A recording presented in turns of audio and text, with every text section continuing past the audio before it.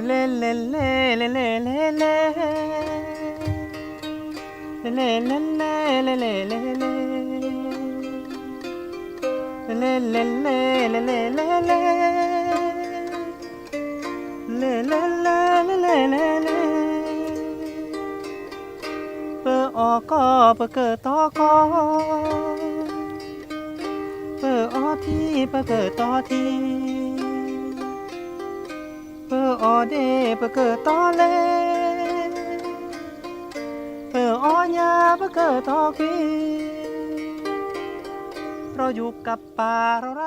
Hello, good afternoon. Swadikap. Assalamualaikum warahmatullahi wabarakatuh. So welcome to all of you to SEACHA program that's named Chat Time. So this is the 11th time we organize the Chat Time, the digital discussion to reach all of you wherever you are in Asian countries mostly, because SEACHA is a Southeast Asian Cultural Heritage Alliance. So I'm Katrine Pratihari Kubontubo, or you can call me Ari. Now I'm the president of SEACHA. And in this new organization, maybe I also can introduce our team. I have two new vice chairpersons. One is from Malaysia, Mrs. Ko Salma, and the other one is from Myanmar, from Yangon Heritage Trust, Mr. Mumu Luin. And we also having the board of directors from each of the countries as a founding member of SEACHA. So the number of the founding members is 8 out of the 10 members of ASEAN countries. First of all is Thailand, where our office of SEACHA is also located organized by Siam Society under royal patronage. And also we have a founding member from Indonesia as well, Malaysia, Myanmar, and also Vietnam, Philippines, Laos, and I think that's all the 8, the founding member of SEACHA. And for this session, we are very grateful for having you all to have this chat time. It's already, we started from last year, in the year of 2001. So we had every month with a topic of discussion shared together among Asian countries. So if I talk about SEACHA, it's also about a joint commitment of government, the people, and also the business sector to cultural heritage protection policies and also action to safeguard our Southeast Asian cultural heritage intact to the future generation. And our term is harmony in diversity. And we also have our aims to promote the effective government and community partnership in cultural heritage management, and also to strengthen the ASEAN socio-cultural community as a people-centered third pillar of ASEAN. And we also note that the next generation of the culture and climate professions, we invite you all whose work, study, or interest focus on the cultural heritage and climate resilience to speak on this term of chat time.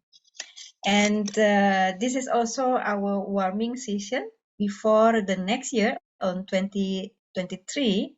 We will have a conference, it's a big conference about culture and climate change conference in January 2023. And the term is embedding the traditional wisdom in climate action towards a vision of regeneration. So I think no wonder why in this chat time session we will have two young speaker and also moderator. And I really pleased to introduce our moderator is Linina Putitan. So don't ever make a mistake to spell her name. Is not El Nina or El Nino, yeah? It's Linina. Linina Putitan is a UNESCO accredited facilitator for capacity building activities and intangible cultural heritage in the Asia Pacific region. And she is also a lecturer on cross-cultural communication and cultural policy in Chulalongkorn universities.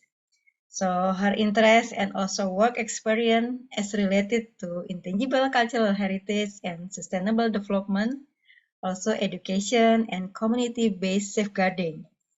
I think we are very happy to have you, Linina. Swadikap. So I will hand over this session to you to moderate the discussion in this chat time. And thank you once again, and have a very great chat time with you. Please, the time is yours. Swadika. Thank you so much, Dr. Katrini, for the lovely introduction. It is my honor today to introduce our speaker, Mr. Nutdanai Trakansuphakon, who will be sharing with us his experiences, knowledge, and insights on the topic of mitigating climate change, indigenous wisdom of rotational farming, and seasonal food revival. So please let me introduce him to us, to all of us here. So Mr. Nutdanai Trakansuphakon has an academic background in law. He now actively runs his social enterprises while simultaneously working as a researcher. Mr. Nutdanai co-founded and owns the Pgakenyaw brand, and he's also the main coordinator of Slow Food Youth Network Thailand, and as well as the Slow Food Indigenous Network Thailand. And he's also part of the Sustainable Creative Pgakenyaw Association for Sustainable Development in Thailand. In addition to that, he also co-founded and is the managing director of Host Beehive Thailand, and also of the Little Farm in Big Forest brand, which is a training center on organic farming and other non-timber forest products. He is also a researcher, especially on the topics related to indigenous knowledge and peoples in mainland Southeast Asia. His interests and work show how local foods and seasonal crops highlight rotational farming as part of the indigenous wisdom of Pgakenyaw people. So I'm very excited. Before he begins, I would like to explain that his talk will last about 45 minutes. In the meanwhile, I would like to invite all of us here, all of the audience, to leave your questions that you may have in the Q&A box, so that at the end, he can respond to all of them in the last session after his talk. So without further ado, Mr. Nutdanai, the floor is yours. Thank you. Can I share my PowerPoint? Okay. Hello, everyone. My name is Nutdanai Trakansuphakon. I work with PASD Thailand and a co-founder of Little Farm in the Big Forest. Today, I will tell you about the story of our communities. I am Indigenous people, is a current tribe. And today I will tell you about the story we work in the communities and how we think to develop about to transmit knowledge to the young people. In the first, I want to introduce you about the occupation of current people. We do the rotational farming and in the communities. The rotational farming is the main occupation of current people. And in the field, one field, we have a lot of product, very diverse biodiversity, and we have traditional knowledge to understand and to do the practice in the field. And in the rotational farming, has one of a challenge is the people outside, they not understand too much, because you can see in the left pictures, they say like these farmers slash and burn forest, but in the good way. Slash and burn is one of a process of a rotational farming, and have pictures very negative, like slash and burn, destroy forest, like that. But when we do slash and burn, we have knowledge to understand, and we protect the area. Like you can see in the right picture, the plant is not die, it grow up again, like that. like in before we do slash and burn, we do making a fire break around the new field. This is a very important activity of communities, because when we do slash and burn like that, we need to control the fire. And somebody they say that, why you burn it, why you not do uh, uh, not to fire it, because when we live in the mountain and we do the slash and burn, uh, they have a very good fertilizers from charcoal. And the in the rotational farming field, we not use a chemical because we have a very good soil. And you can see this one, a new young branch is coming a few week after burning. We do the research finding in the land where trees are cut about 1 meter from the ground. The soil structure has not changed as the roots still. They're living no worry about the soil slide.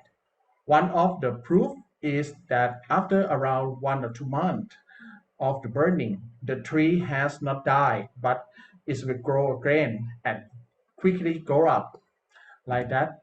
And you can see in the pictures in the left side is a field we do the rotational farming, and we leave it like 7 years to 10 years to rotate the area in the area of the communities. And in the right side, and you can see the big forest is a same field of rotational farming. But we live like 7 to 10 years.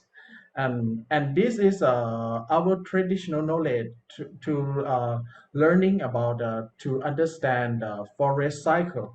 Because when we do rotational farming, we not only to grow the food, to harvest the food only, but we think to understand the forest and wildlife together. And we have research about rotational farming and the climate change in two community in northern Thailand, in Latnai village in Chiang Rai. We found the rotational farming uh, mitigation carbon 438 tons, and have a carbon storage of a rotational farming and fallow land around 17,000 tons. You can see in this table we separate is have a 2 year fallow, 3 year fallow to 10 year fallow.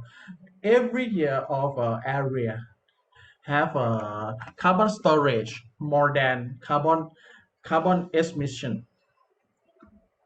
And our challenge is rotational farmer. Rotational farming farmers are victim of discrimination because the practice is not recognized by the national law. There are many force and pressure to stop or shorten this system.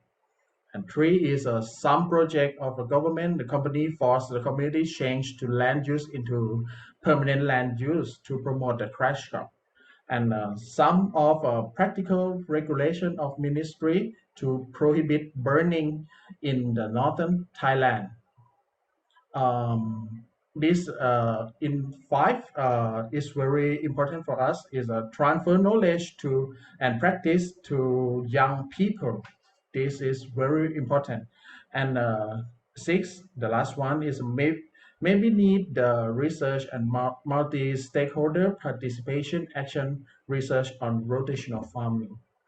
And when we have a challenge like this, and we do the practice in the rotational farming, we think the good communication to make people understand about rotational farming in the urban area is to communicate by the food. And we start to think about data of food in rotational farming and in our forest. And we do like you can see in the pictures, we collect data of a seed and product in the rotational farming. We found in one field in Mayor community in Chiang Mai, in one field we find around 100 7 species live together in one plot of rotational farming. And in the forest we found like 1,000 more like that.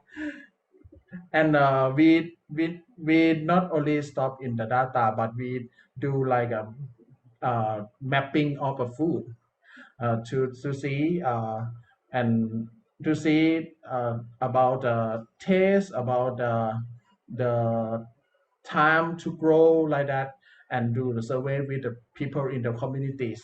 And we can find a lot of data of the food now, and we develop more, not only to do the data, but we try to do the seasonal calendar to communities and to communicate to outside. And we collaboration with the artist. She do a drawing of a rotational farming product and do like a poster of a seasonal calendar in rotational farming. And we think we need more to communicate about the rotational farming to make understand, and we need more movement to make a people the young people come to interest about own traditional knowledge. We start to think the mechanism of social enterprise in indigenous communities. You can see in the pictures is our movement. And we think in rotational farming we have a lot of food, and like a seasonal food, and it's have a very rich product in the field. But about the income, in communities, if you not have income, sometimes if the crash crop come, you will turn to crash crop, and rotational farming is lost like that.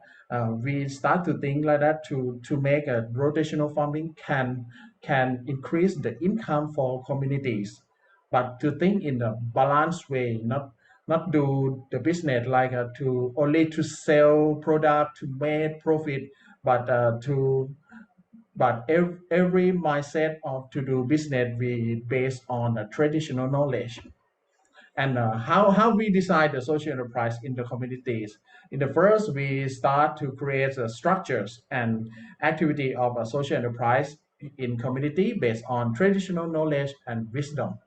And we can discuss with the people in community, what do you have the product, what do you want to do the product like that. And we create and connect with the storytelling to communicate based on on knowledge and identity of people in communities. And we think in Pgakenyaw communities, the elders, they have a lot of storytelling, because in current people, in Pgakenyaw people, we not write the knowledge in the book, but we use storytelling in to send the knowledge to the uh, in the family like that. And storytelling is very important for us, and we have a lot of data of storytelling. And every storytelling is a link with the life, with the food in rotational farming like that. And next one is we do the prototype of a product and connect with a specialist in that product to learn and try to do. You can see like in coffee, we don't have knowledge to do, we don't know. And we invite friend, the social enterprise network like Lee Aka Ahmad come to communities and teach us to do the good coffee like that. Like a box of the bees, we invite the elders from others community, they have like a bee expert come to teach us to do the bulk of the bees like that. And this method is a very creative because when they come and discuss together, we have a lot of idea to develop the product.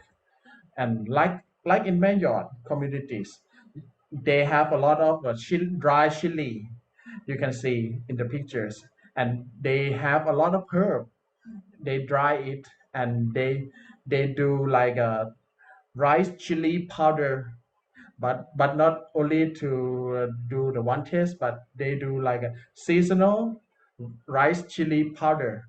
They put the whole wall, they put mint with local mint with chili. They put dry lettuce with chilies like that. Yeah, and easy to eat, and very popular now. And we start to create the channel of to communicate with the customer in online and offline. Uh, in the communities, the young people, they have a lot of knowledge to use the technologies, to use social media. The online is very important for them, and not only to to focus in online, but in offline is important too. And we go to conduct booth to collaborate with organic market in Bangkok and do the booth and discuss with the customer to develop more the product, to develop the product in our list like that. And this one is very important to make brand loyalty from creates the space of experience for customer to make awareness raising. We do a lot of honey tasting, wild honey tasting in Bangkok, in urban area. And but we not only to taste the honey and wow, it's sour, it's bitter, and to focus on the taste, but we use taste of honey to communicate about the story in that year honey in the community, and how they take care the bees in the forest, how they do the like a rotational farming honey like that.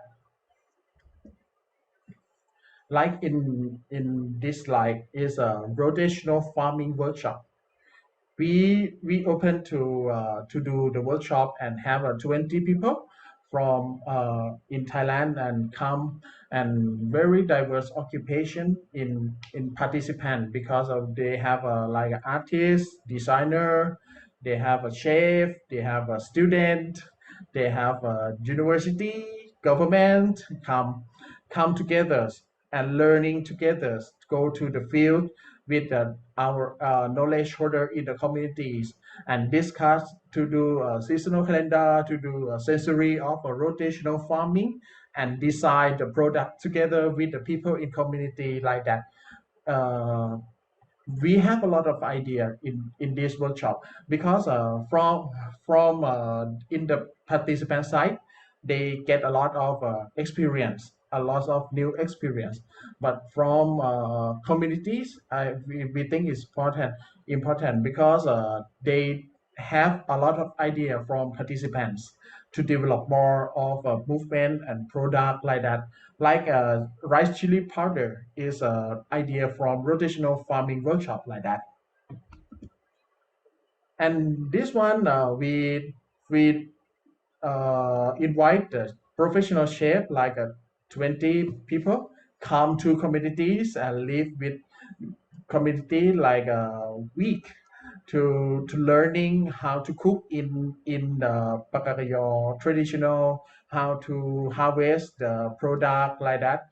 And we develop to do cooking in the rotational farming books. Is a cookbook of rotational farming, and chef will come to do the cookbook together with the people in communities, and we will promote local chef in communities to join in this book like that. And in this book, not only to talk about the food, but we reflect to how we take care the rotational farming, and have the ingredients of this food like that, and about the mindset of Pgakenyaw people to protect the forest by rotational farming like that.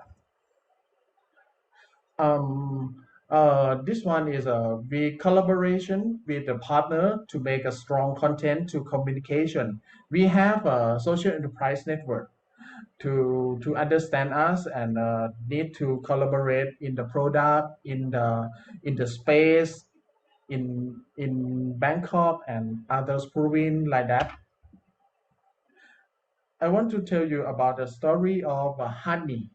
This one we do around 7 to 8 years, and in Hilanai village, you can see in these pictures,พ่อหลวงชัยประเสริฐ the headman of Hilanai, he very expert about the bees, and you can see he can understand about the bees behavior like that, and we we start to develop the sweetened honey in rotational farming. We put the bulk of the bees in the rotational farming, and we found it make a very unique taste of wild honey, and very good qualities of honey bees, because in rotational farming they have a lot of species inside, and this one we sent to L'Atelier de Bouchon is a Michelin star restaurant in Bangkok,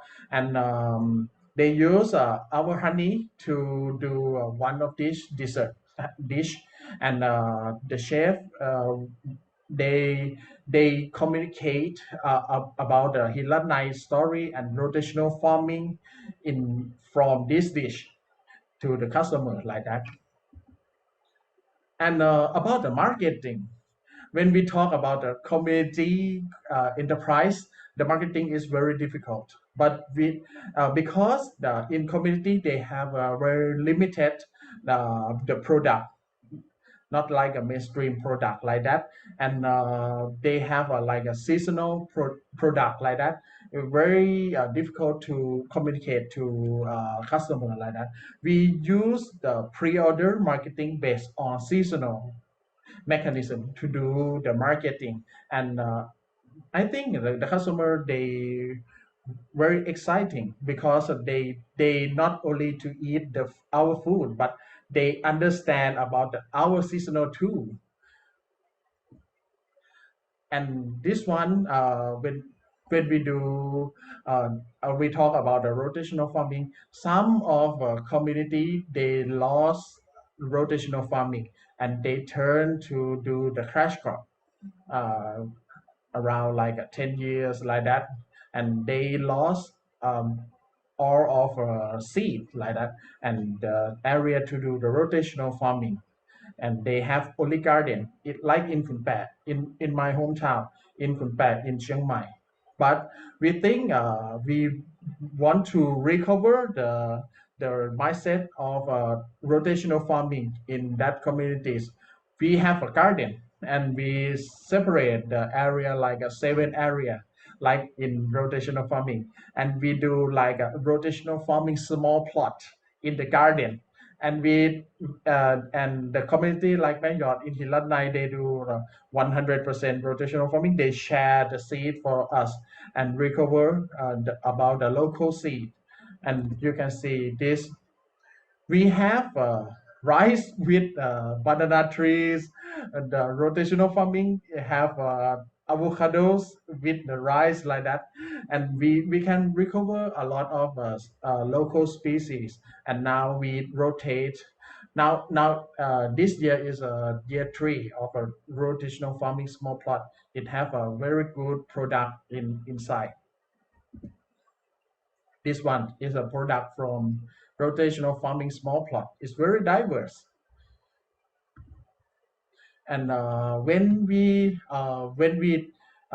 can buy can sell the product and have an income come to communities, we start to think to make a community funding to use capacity building the community and social enterprise in activities like in communities we cut 10% of profit to do the community funding to use in the activity in community like in summer season we need to do the fire break around the area of the forest like that. We use this fund to help to push this movement and this method is make people in community they understand not only to do the business to make a profit, but we if we use the product, we use the resource from communities, we need to pay back to the community like that. We not stop in one or two communities, but we think we want to make the big families of current community, Pgakenyaw communities. We start to send this idea and model to others community to establish the network. Now we have around 7 to 8 communities do the work together about the social enterprise, and they have own brand to connect together like in these pictures. And we do a co-creation shop with the partner. Now we have two in Bangkok. We have a co-creation shop, and we have one in Sukhothai province. And they not only to support us in the space to sell the product, but they use our product to do the menu in restaurant in own restaurant and communicate for us about the rotational farming too, because before they start to do the co-creation shop, we invite them to come to rotational farming and discuss together and learning together to make understand about the rotational farming, and they try to tell this story to the customer too. And when the COVID come, we have to do the brand name Taste from the Root. We collab with the social enterprise network, two brand from Sukhothai. One brand is organic farming, and one brand is a bread maker in Sukhothai. And we developed the product named rotational farming cracker, like in these pictures. And we try to use about the packaging, about the product to communicate about the story of rotational farming. And you can see in the package they have a very diverse taste like in rotational farming, in one package, like in one field we have very diverse the ingredients like that. And we do rotational farming crackers to make the customer, the people in urban, easy to eat the product of rotational farming too. And now we develop the sauce. We do because in the Thai kitchen, the important thing is a sauce to cooking the food, and we think we have a lot of product to do sauce like that. In the pictures, we have a dry chili ginger sauce like that in the red bottle, and in the left side is a dry lettuce. We do in the traditional. We harvest the fresh local lettuce.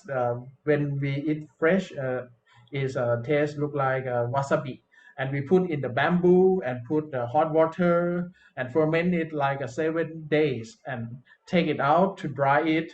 The taste of dry lettuce have a lot of umami taste, and they do the soup, they do the rice chili powder like that. and and this one we think in this year about the zero waste product, because we have a lot of banana trees in communities, and we cut the banana stalk and dry it and cut like in the pictures, and use replace the plastic bubble in when we pack the product to send to the customer like that. And this one they make a lot of income to the community too. And we think this one is like a zero waste product. And we not only to do in the social enterprise work, but we use the product to communicate, like in an article in mainstream media, like that, yeah, in the Thailand and international. And this one, in last 3 years, we when we do the social enterprise, we have a space in the UN headquarters in Indigenous Day. Dr. Prasad, they come to tell about the story of our work of community movement to do the rotational farming in the international meeting, like that, in UN in New York. And I tell you about we not only think about to make the business, to make a profit, because when we if we think like this, the environment is have an effect. But we use the sufficiency economy philosophy to help us to balance it about the business, and how we understand the environment too, how we respect nature too, like that. And we use sufficiency economy merged with the traditional knowledge to make the brand identities. And when we do like this, the young people, they start to proud in your own identity, like that, because they see, oh, they have a lot of the good thing in the rotational farming in own traditional own communities, like that. But sometimes it's very common when you live in the community. But when the people outside come and tell you about this, about oh, it's very special, like that, yeah, it make people in community start to think and proud in own identities, and start to maintain about this process, like that. And when COVID come, we do one of the campaign with all Scott May is let's eat together, because in that time the community is closed. And we do the list of product in that seasonal and use online to communicate. And you can see we have a co-creation menu a lot in Scott May. And when we send this picture back to communities, the people in community, they're very proud, because they see, oh, this is my product from my field, like that, to make the menu like this. And in this year, we develop more about the communication, about the digital content channel we call Rotate. And we will start in, I think, in this year in June. And we do the photo training with the young people in the community. We do the content training, and we start to promote the youth indigenous writer to write the article, to do the media in this channel.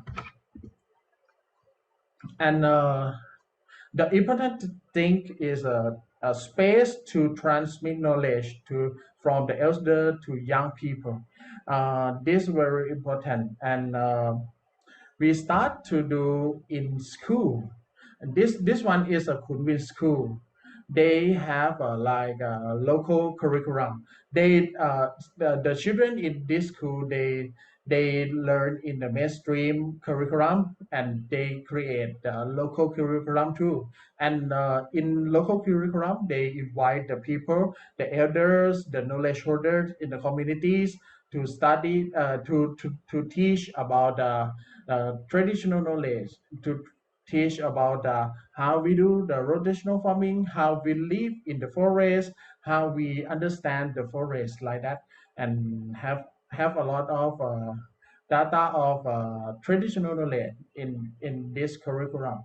And not only that, you can see we have like a garden farm in the school, because we think in the local school they not have too much about the nutrition, and we start to create our own food of school with children in the school to produce the food and do the cooking class, and to have awareness about nutrition too.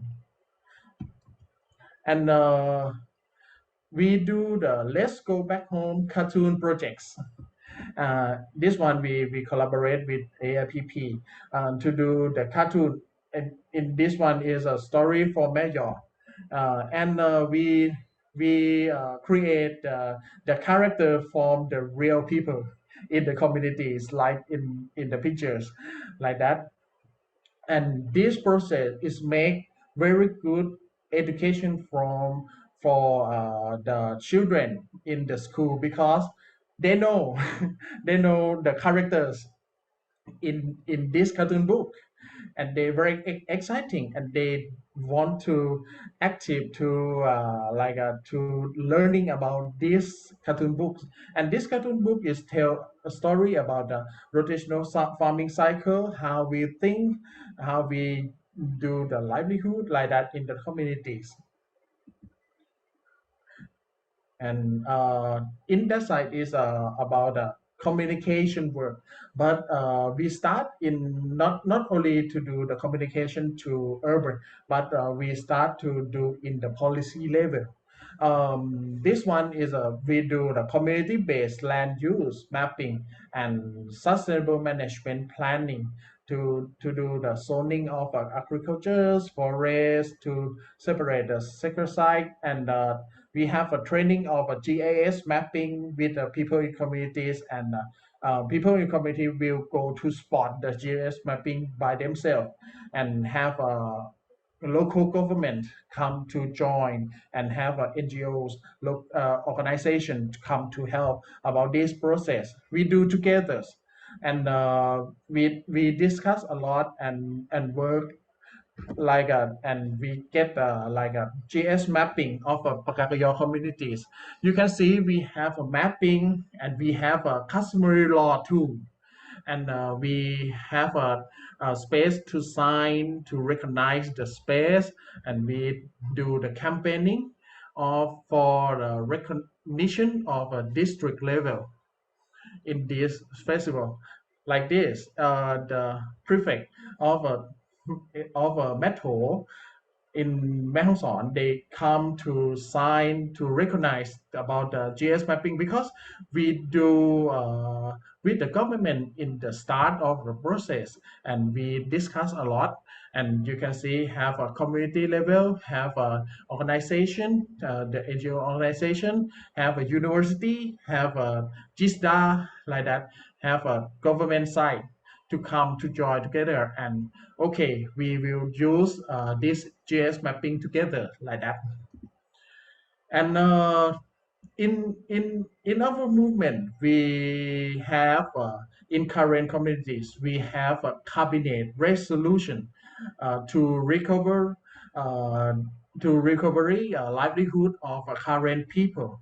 And in one of goals of cabinet resolution to declaration special cultural zone in current communities. And this one is a pictures from Pape Lamphun. Uh, they do a declaration of a special cultural zone, and you can see have in that process we have a workshop to communicate to people about the special cultural zone, because special cultural zone is not only to do GS mapping, but we need to show to uh, people in community, they have a lot of work to take care of the forest, to understand and use the life in the forest, like that. And we will show about the traditional knowledge about what people in community work to protect this forest, like that. And have a lot of organization come to this declaration, and have a lot of mainstream media come to tell about the story of a special cultural zone. And now we have around 20 special cultural zone in Thailand, in Mae Hong Son, in Kanchanaburi, like that, all of Thailand. And rotational farming is registered registered as national intangible cultural heritage in 2013 by the Ministry of Culture Thailand. This one when we do the cabinet resolution is from Ministry of Culture from Thailand too, and we start to do the data and push to register about this process like that. And we not stop in the work in the communities, but we start to make a space with the people in community and people in the city, like that. We do the rotational farming festival in Bangkok in last two or 3 years, like that, in Sirington anthropology centers. And we in this festival is not only to show about our knowledge, but we have like a policy meeting. Inside, we have an international meeting. In this festival, we have a workshop of honey, coffee, rice, like that. We have an exhibition. We have a concert of Pgakenyaw artists. We have a lot of activities uh, to talk about the rotational farming, like 3 days, and have around 20 communities in the community come to join this festival to have like a ceremony. And this one, we do the pollination dialogue in Hilanai village. I tell you, in Hilanai they do the brand name Who's Behind, like that, and they have a lot of knowledge about to use a bee to pollination and make the forest very diverse and very rich species inside the forest. And this case study is become to international. And we do, and in this meeting we call walking meeting workshop. And they have like a scientist, they have the bee expert, like that, from New Zealand, from Maori, like that, from Peru, from South America, like that, come to join and have an organization. And we talk a lot about rotational farming, about how we protect forests, how we manage forest by our traditional. And we push this case study to IPBES, is a like an international policy movement, like that. Yeah, but we not talk about only in the traditional knowledge, but we talk about scientists too. We have a research, we have traditional knowledge, and merge it together to make it stronger content. And okay, the last one is I think we need to express the practical activities in the grassroots level, reflect sustainable management of biodiversity based on indigenous knowledge, to let the youth proud of their culture identity and maintain it in dynamic and innovation approach. And we will do and now in this year, I think in community they have a lot of idea to make a dynamic and innovation approach in the communities. And when the COVID come, the people, young people, will come back to communities, and they have a lot of ideas.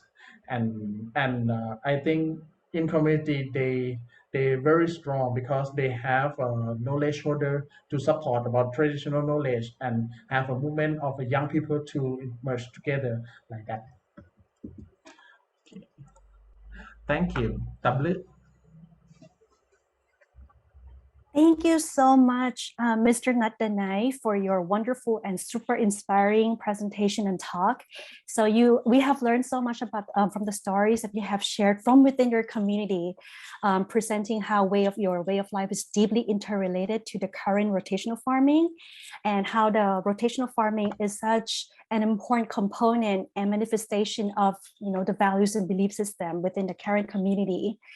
In the meanwhile, if the audience has any question or comment that you would like to share, please do not hesitate to type in the Q&A box so that we will share them with Mr. Nutdanai.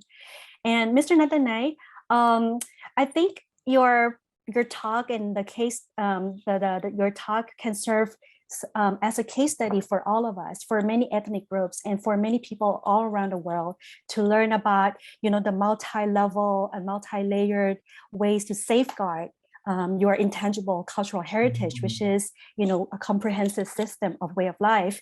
And it's so impressive in the way that you integrate, innovation, social media, technology, and also storing, and also the traditional wisdom. But the whole thing, the highlight is that everything that you have mentioned in your presentation is all centered on community. I think that's the most important takeaway that we can learn on how the community can lead the whole safeguarding activities with the support of outsiders, with the support from external organizations. But the whole thing is that it keeps emphasizing on the needs, meanings, and values of the heritage defined by the community, as well as how you see forward on how your community sees on how the rotational farming can progress forward. And also, you have mentioned all the challenges faced by rotational farming, the misconception, the discrimination, all the forces from policy, etc., and from private sector. But you use a number of activities to safeguard not only for the ICH, but also for the community rights. And I think that to summarize the solutions and efforts that has been wonderfully carried out by your community, it can be divided into 4 areas: research, product and market development, strengthening of the rotational farming practices, and in terms of policy.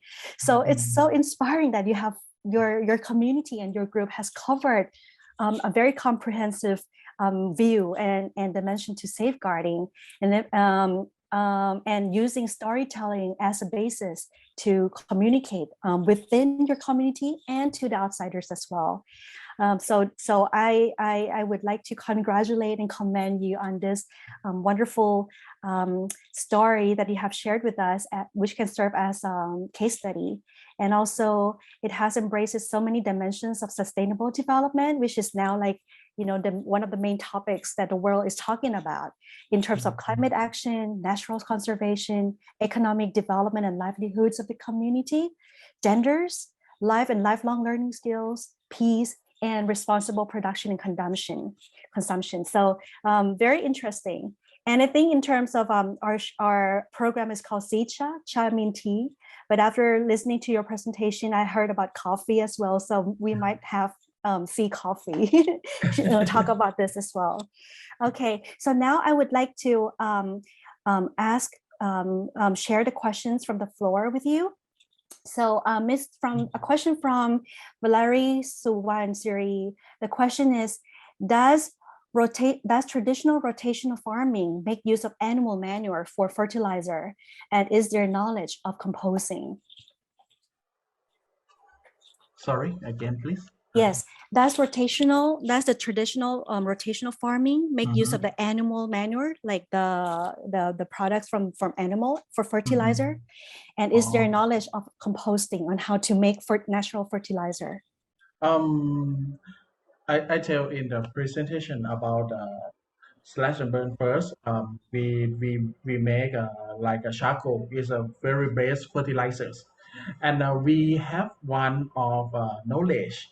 It's very special because I found this knowledge in Hiladnai, and they have a practice around 20 to 30 years. They have the trees is very, very tall named Tong Tao. Tong Tao. I'm not sure about the in scientific name. and they plant in around the rotational farming, and they have a lot of fruit in the trees, and have a lot of birds come to eat it, yeah, and make fertilizers in the rotational farming. Yeah, and the leaf of this tong tao is very big, and they come to the soil and do to make a very good fertilizer, and we found a lot of worm in the soil. Yeah, yeah. I and we see when we do the plant the tong tao like this, is have very good product more than the rotational farming and not have a tao like that. Yeah. Yeah. Okay, thank you for your answer. It's also inspiring on how you integrate scientific research methodologies, Mhm. to back up and or to communicate to the public about the traditional practices of rotational farming. Another Mhm. question from Thomas Leo. One of your biggest challenges is getting the government in alignment with rotational farming practice. How are you tackling this?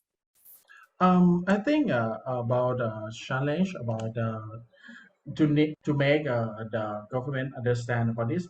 Local government they understand because they live with the people in communities, and they see and they do the practical together in the area like that.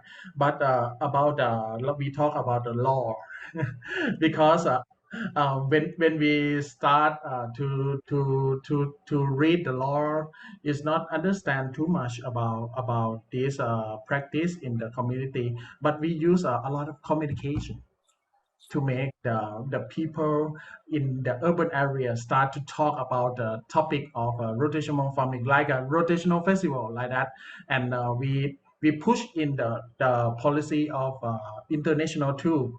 Yeah, I think two of these this side from the people in the urban area talk about the rotational farming, and international they talk about the rotational farming, and we do the network of rotational farming communities in the Asia Pacific, because not only in Thailand they have rotational farming, they have in India, in Philippines, in Laos, in Myanmar, they have rotational farming too, and Mm. we do like a movement of the network and sharing about the research, do the research together, do communication together to make this, and in now we in the cabinet resolution we have to to recovery the livelihood of Karen people. Now is 10 years we have, Mhm. and we have a lot of model of a special cultural zone, of natural resource management, of a social enterprise like that, and now we develop with the others in the group in Thailand, and organization come to do like indigenous law. Yeah, Mhm. and I think in a 1 or 2 year we will have indigenous law in Thailand. Okay, wonderful. So sharing the information that not only in terms of hard law or hard Yeah, policy, but also about soft power to yeah. communicate with the public to help form and shape the direction of this practice. Another question from Salma Suninku. I know that you have a table comparing carbon emissions of fallow land and slash and burn. Have you also compared with agriculture, which use nitrogen fertilizer, which produce green gases, nitrogen oxide or dioxide? About slash and burn, we talk a lot about this process, because when in the research we have very good about the carbon storage, and I think in this process is not only the slash and burn, but inside of rotational farming process they have a lot of thinking to we call like a Pgakenyaw people, they very respect nature. They do the rituals to when we do slash and burn, we do the ritual to apologize about the animal or insect or a plant have effect. You can see the people in Pgakenyaw people, they not only to use, but they think to live together with biodiversity in that area like that. Yeah, and with when we do the research, when some people said like why you do the area like 7 to 10 years, why you not do the 3 years 2 years like that, only that because it's have a decreased the area no? And make a lot of forest, but when you leave the forest not rotate it, the forest is not good because the animal not have space to live. Because in the fallow land like 2 or 3 years have a lot of plant, have a lot of food inside the space, and have a lot of animal come to live in that area and make the forest active. Yeah, more than we leave forest. Oh, this is forest. We not touch it like that. Yeah, I yeah. Okay, and also another question from Salma, the same person, is that this person is intrigued by the photo of bee honey in a large bamboo. Is bamboo a major fever in a landscape, and how is it used in making honey? Does the bamboo honey taste different from other kinds of honey, like housed in a different kind of plants? Do you have any Yeah. ideas, or have you tried tasting them, or? Okay. I think when you do the beehive, you can see in the pictures in my Mhm. presentation, they use the wood and very old wood, not have a smells, and the bees very like it because it's like a in naturally they call like a hollow bee honey. They live in the trees, they live in the hole of a soil like that. Yeah, and you can do use a bamboo, you can use a old wood like that. But in the bamboo in Hiranai, they do the stingless bee honey. Mm. Yeah, the stingless bee very like the bamboo smell. Oh. Because when we do the beehive, yeah, we will know about the behavior of a bees first. The stingless bee very like the bamboo, the dry bamboo. Yeah, because it's cold, not warm too much, and Mm. yeah, and it's easy to protect the egg of a stingless bee like that. But in hollow bee honey, they not like too much about the bamboo. They like the old wood, the strong wood like that. Yeah, to make it warm, to make it have a big beehive like that. Yeah, yeah, Mm. depends on the bee behaviors. Wow, that's so interesting. Yeah, Maybe you can, I don't know, I'm just imagining maybe it'll be interesting to produce like various kinds of like honey based on the kind of plants that they make, like hollow or they live in. So that yeah, will be interesting. From Izedi Amir, would like to have the name of a scientific name of the plants to make fertilizers. So perhaps if, mm, yeah, or you can type and share it later on if you have yeah, yeah. the scientific name. From Mukjarin Patara Nu Papon, excuse me. How do you explain to urban people why indigenous people have to burn their land after harvesting? Because urban people always have not always understood very well about rotational farming. So the question is about communicating to the urban people about the need to burn your land as part of the preparation for your agricultural Yeah. practices. So how do you communicate that to foster a better understanding and Yeah. prevent misconception? How do you do that? We think in two sides. In the first, we think in the scientific no, method. Like when we listen like, oh, you burn the field. Mm. Is very fear about the fire, about the destroy the forest like that. But we do a lot of carbon research, and we have a like the expert from the engineer. they expert about fire process. And like in Mayon communities, we come with with the government sectors, and we come with researchers together to to uh, collect data together. And in Mayon it's different in others communities.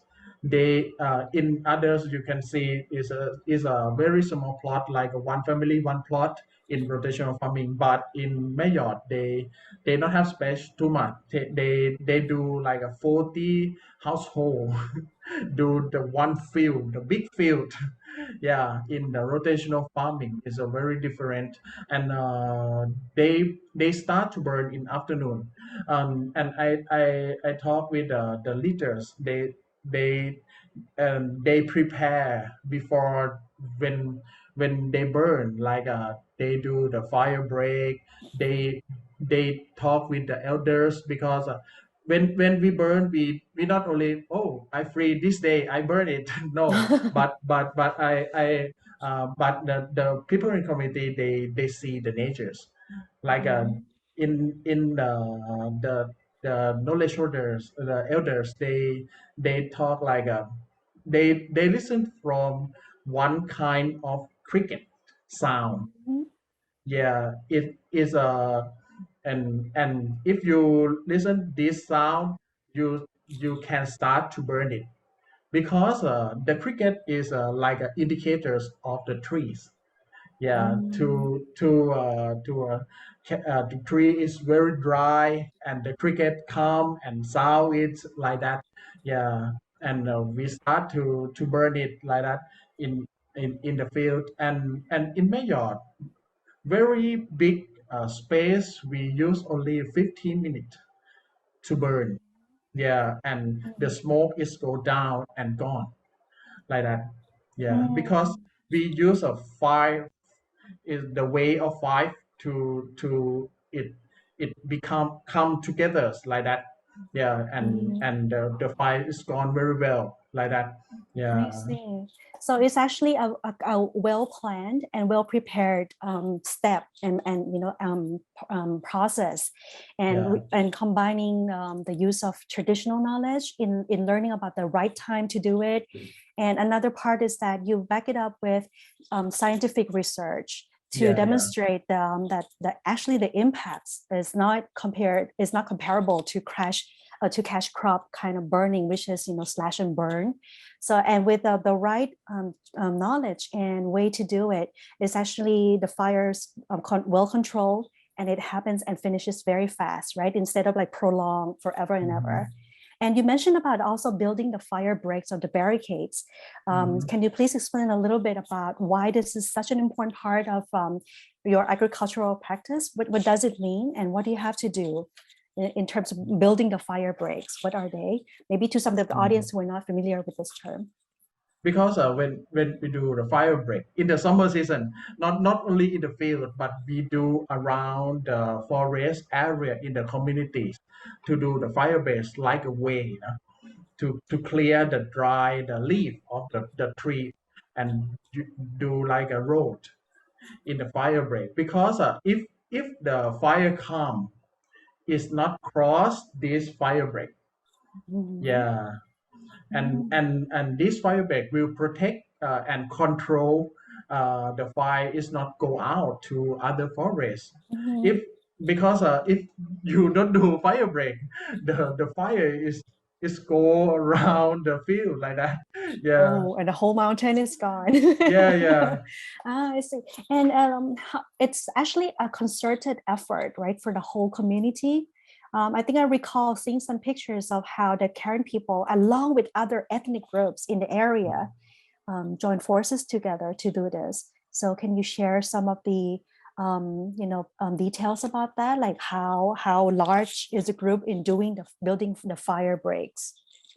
um like in fire break, we do not only in current people.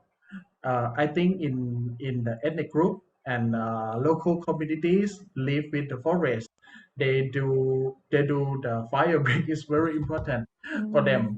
because to protect their forest like that. And we come to do together is in the communities, and we start to like a what we call um to start to design the space when they do fire break, to not only do the fire break, but they start to design how to protect the fire from this area like that.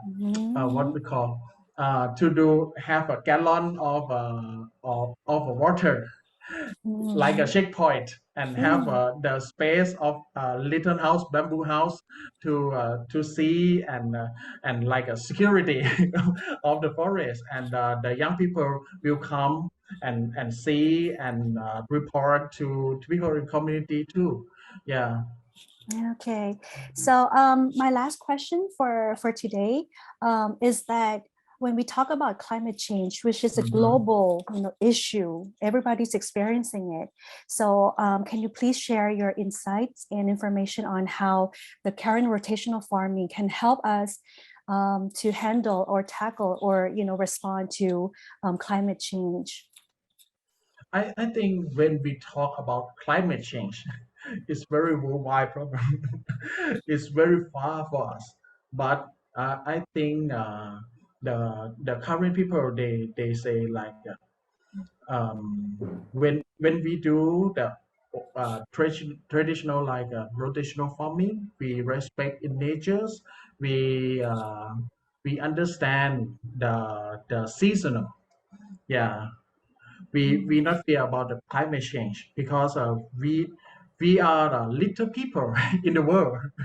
Yeah, we not to change like, oh no, not have a climate change because us, no, but we can do in own role, in own area like that. Yeah, and we can save it. And I think the challenge of current people is how we make the young people understand like this too. Yeah, and in the process we work, we think a lot to make the young people understand, and start to make a innovation.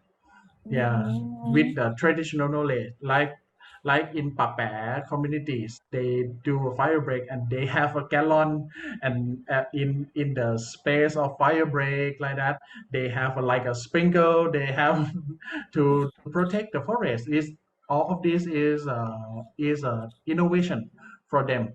Yeah, and the young people will come and to to face with this challenge. Yeah, I think. Thank you. Yes. So it's great that you just shared that. It's really actually a reminder for all of us who are listening right now and attending this seminar, is that we each have a role to contribute to sustainable agricultural, sustainable and environmental conservation, and by practicing and respecting Mother Nature, and making sure that at least within our capacity, we're not contributing any further to the degradation of the natural environment. That's a plus. And I'm also inspired from your talk, is that when we talk about climate change, there's actually kind of two ways, right? Like two-way direction on how a community's practice, way of life, can actually be a way to contribute to to better environment, and also on how to handle and respond to the climate change. And another way is that the impacts of the climate change on, for example, farming, the seasons have changed, the amount of rain or the drought and that we have experienced. The traditional wisdom provides us ways on how to tackle and be resilient and flexible to adapt to those challenges. So thank you so much, Mr. Nutdanai, for your inspiring talk.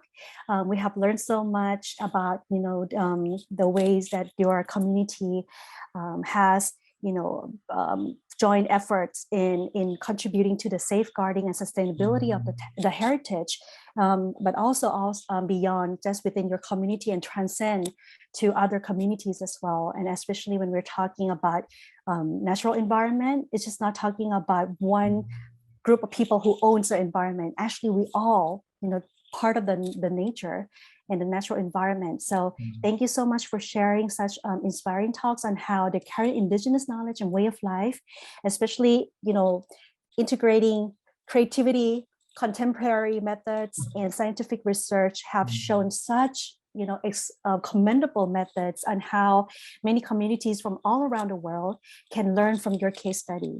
So thank you so much, Mr. Nutdanai, for sharing your wonderful information and talk. Thank you so much. So to all the audience today, thank you so much for your kind contribution and attention and participation in our talk today. So with that, I would like you to, before we close, I would like you to subscribe to SEACHA's YouTube channel and follow on SEACHA Facebook. And also Kun Nutdanai can also share your Facebook page of your community's work so that we all can follow and perhaps try some of your delicious food. So thank you so much, everybody. And we will all see each other again in the next SEACHA talk. Thank you so much for your wonderful presentation today.